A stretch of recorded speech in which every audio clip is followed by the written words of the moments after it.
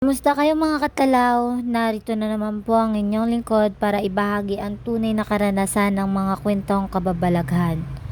Kung bago ka pa lang sa aking channel, please subscribe, like, and hit the notification bell para updated ka sa susunod kong kwento. Ang kahindik-hindik na lihim sa kuweba. Sa isang bayan ng Quezon, may magkasintahang sina Desiree at Glenn. Si Desiree ay nagtatrabaho sa isang supermarket na kilala sa bayan ng Quezon.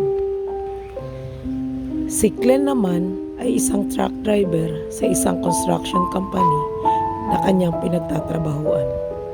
3 taon nang magkasintahan ng dalawa. Legal na rin ang kanilang relasyon sa kanilang pamilya.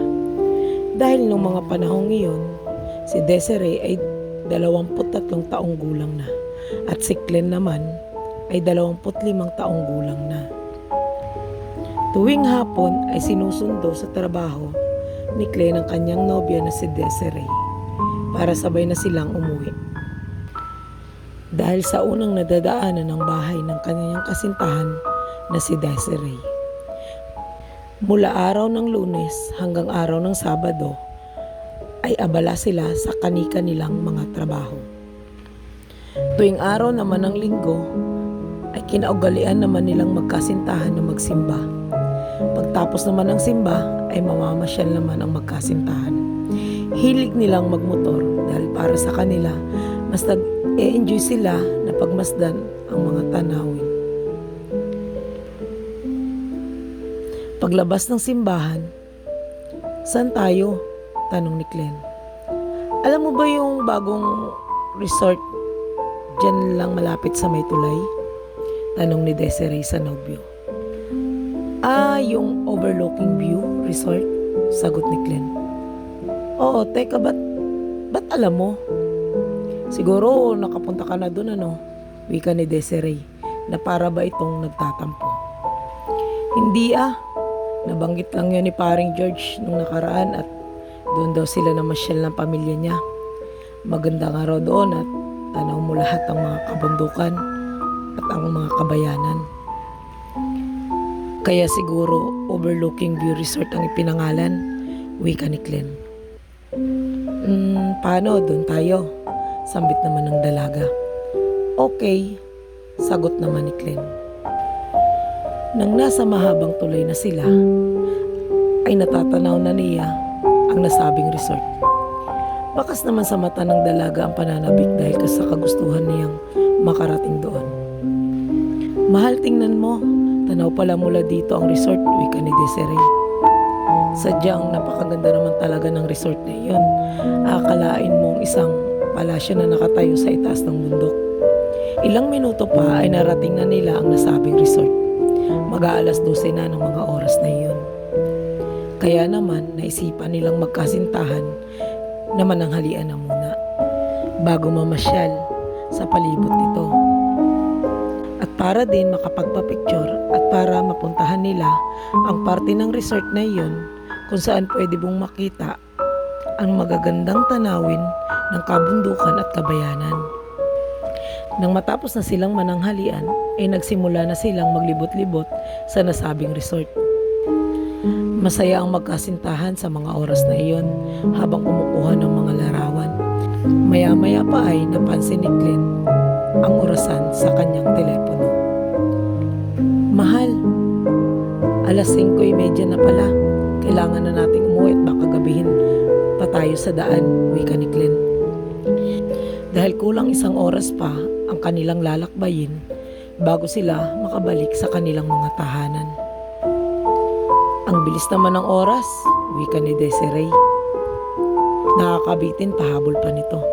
Hayaan mo. Babalik na lang ulit tayo dito sa susunod," wika ni Glenn.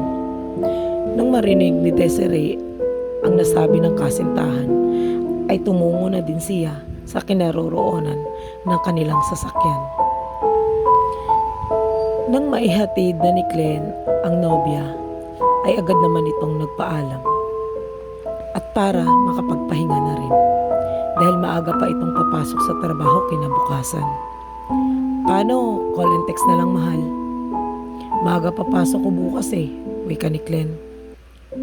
Sunduin na lang kita bukas pagtapos ng trabaho mo.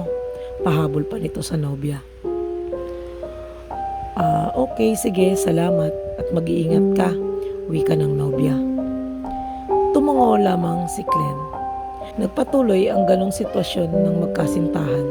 Sinusundo si Desiree ng kanyang nobyo tuwing tapos ng trabaho niya sa hapon.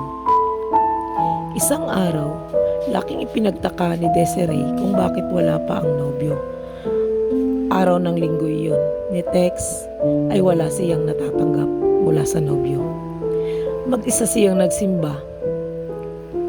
Nang matapos na ang simba, habang naglalakad siya patungo sa mga sasakyan ng tricycle, ay nakatanggap siya ng mensahe mula sa nobyo. Nakasaad doon, "Pasensya ka na, mahal, at tinanghali ako ng gising. Siguro sa sobrang pagod kahapon. Ang dami kasing hinakot ng mga materyales para sa gagawing gusali sa kabilang bayan. Pupuntahan kita sa inyo at mamamasyal tayo." Agad naman niyang nireplyan ang nobyo. "Okay, sige mahal, pauwi na ako sa bahay at doon na lang tayo magkita para makapagpaalam na rin ako kina inay at itay." Nang makauwi na ang dalaga, ay inabutan naman niyang naghihintay ang nobyo habang kausap ang kanyang mga magulang.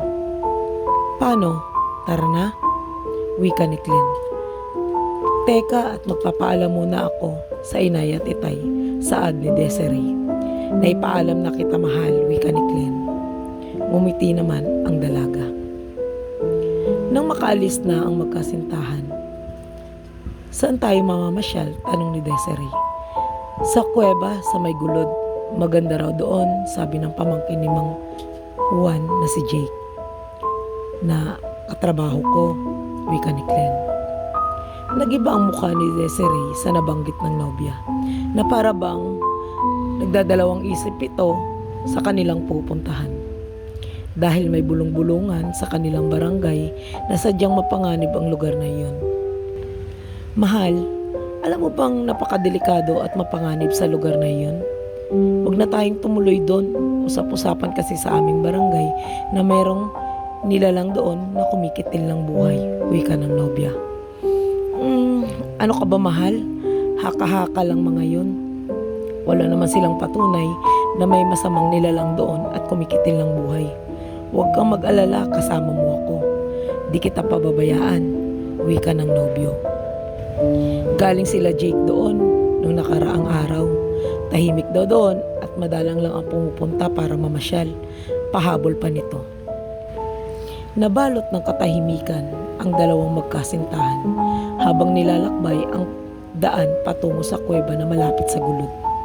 Nang makarating na sila sa gulod ay kailangan pa nilang tahakin ng 1 kilometrong daan patungo sa nasabing kuweba.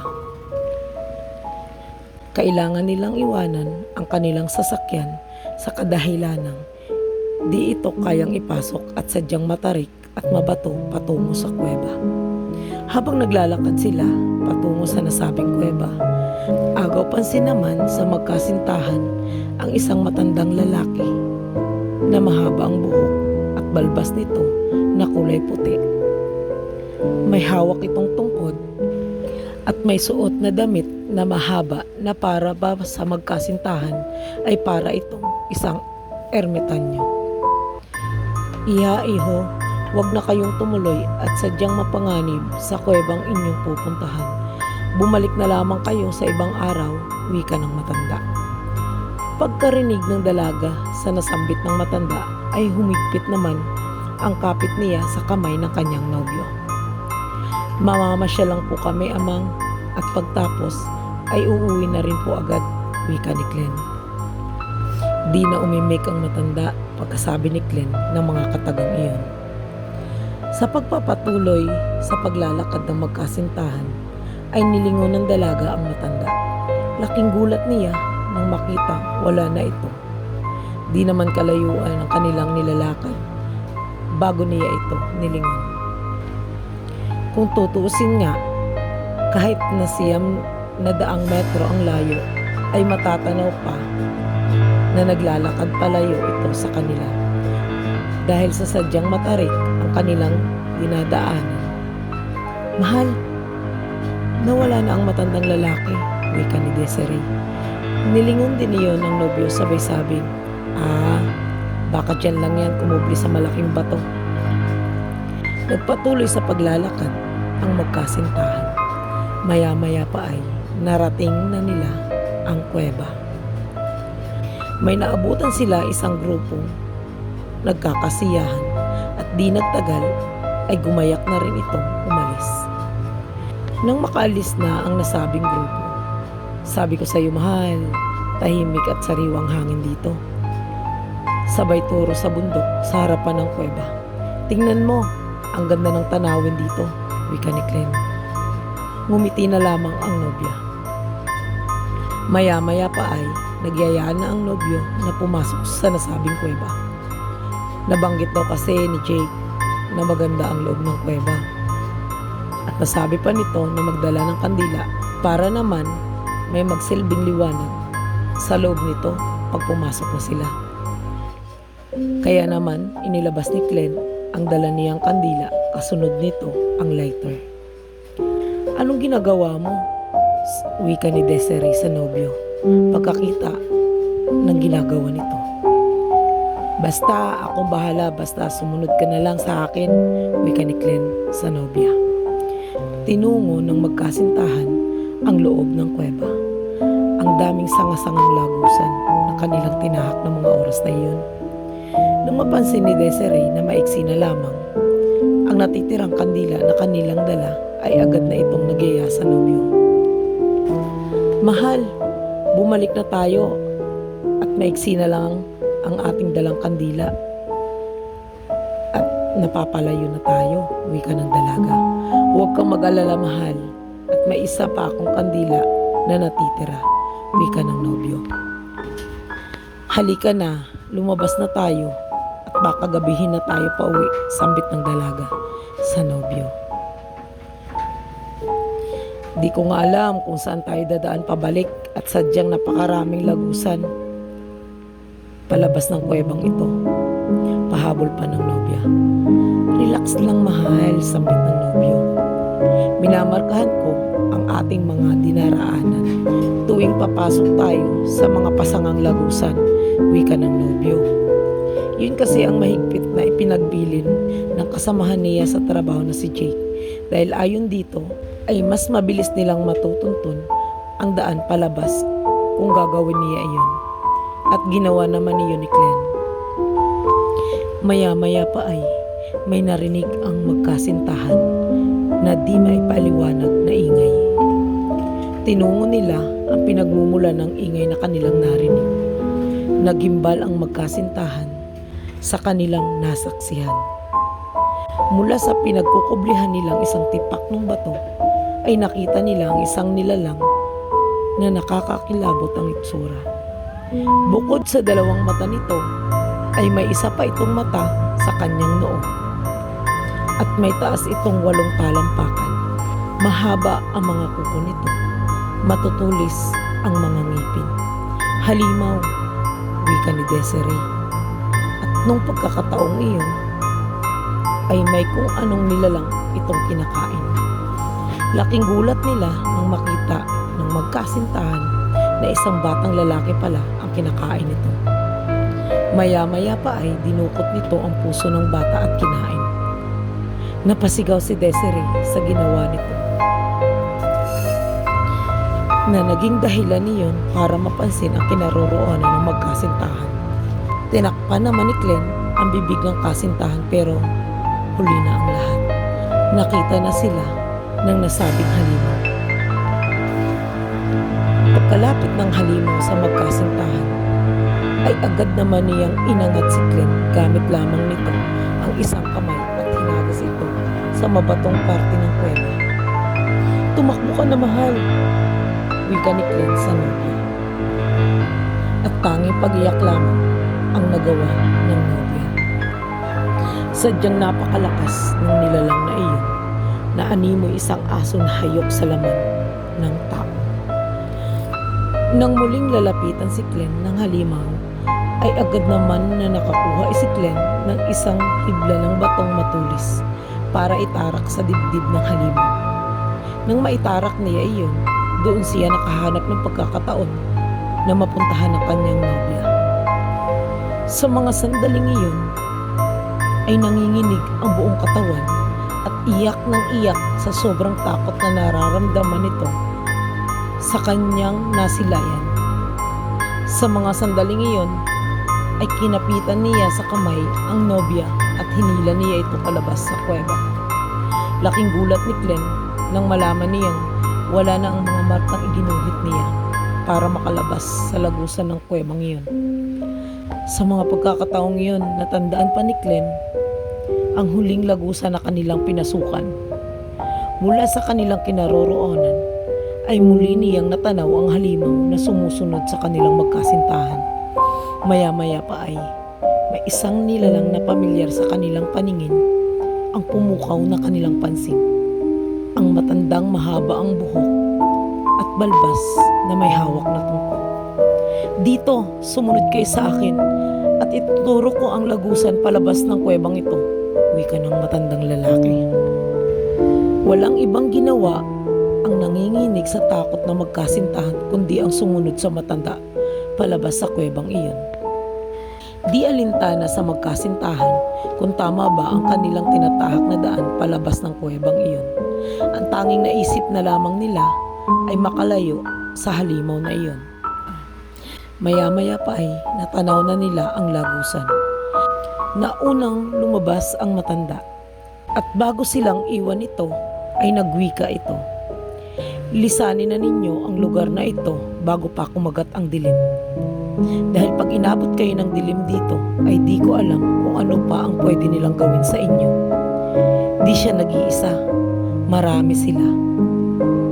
Pag-uwi ka ng matanda ng mga katagang iyon, ay tumalikod na ito. Di man lang nakapagpasalamat ang magkasintahan sa matanda dahil sa bilis na mga nangyari. Bago pa dumilim, ay nilisan na ng magkasintahan ang kuwebang iyon.